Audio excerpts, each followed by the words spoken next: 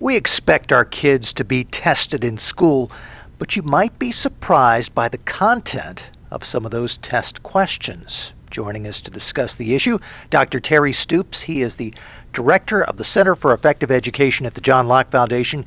And specifically, Terry, you recently blogged about an economics quiz at Kings Mountain High School.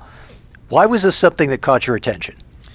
Well, it caught the media's attention when a copy of the test was leaked to the media, and it was revealed that the test questions had some inappropriate content, referring to rednecks and creating meth and some other questionable questions in an attempt to try to, I think, impress students and give them something that they might find funny and engaging in their study of economics. And so this was the test that that students in this high school class were taking, and apparently to try to get them to think about economics in terms that perhaps they can better understand. Yeah, in fact, the question about meth was basically trying to talk about the 4 factors of production, and talked about a mythical example of a person who wanted to be a drug dealer and would need some supplies to make his meth.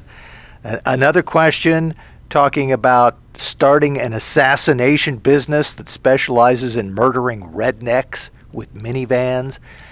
What does any of this have to do with the education of kids? Well, when it comes to this test, really nothing. I mean, this is really a teacher trying to be cool, and I saw it when I was in the classroom, and I think every teacher knows that there's those teachers that try to relate to kids on their level and produce things like this. But I think there's a really important lesson here to be had with regard to this test, is that this really shows that the widespread belief that there is a common pool of testing materials, of curriculum materials, and lesson plans of which teachers draw on and use in the classroom is largely a myth.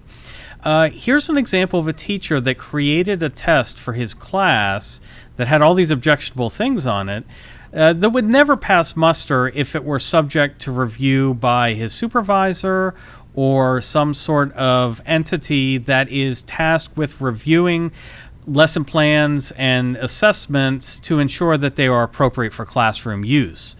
And I think this is a very good reason why the General Assembly is considering measures like academic transparency and other measures to ensure that parents know what's going on in the classroom.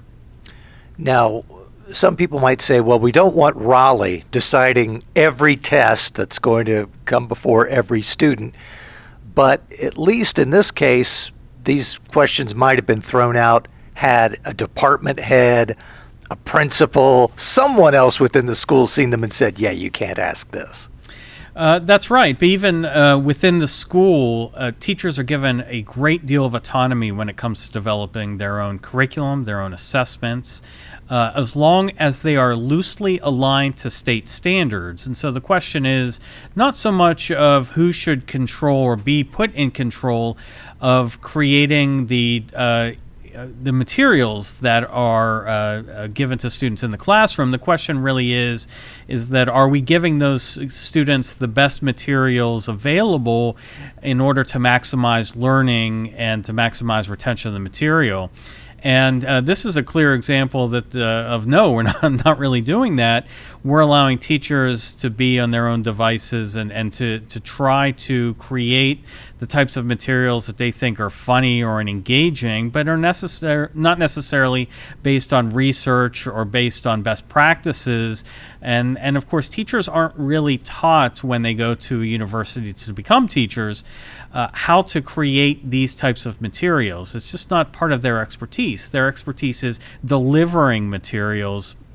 And so we're really relying on our teachers to do a great deal of extraordinary work that may be beyond their abilities, beyond their capacities as classroom teachers to assess. So, I think this is this whole situation here with this this funny test about meth and rednecks is a really good example of not only what happens at the local level, but really our need to assess what kind of materials our children are receiving, and the state and the local's role in being able to ensure that students are receiving the best possible materials possible. Some might consider this funny or silly, or if they have less of a sense of humor about it, inappropriate. What if a teacher was trying to accomplish these same goals but throwing in political ideology? Is that something we have to worry about?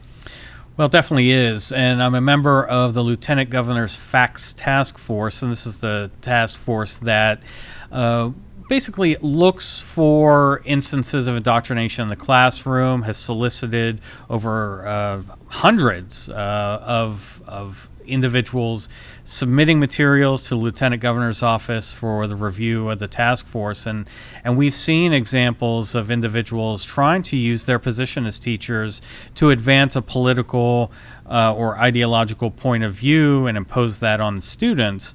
So I think the same rule applies here, is that first, are these high quality materials?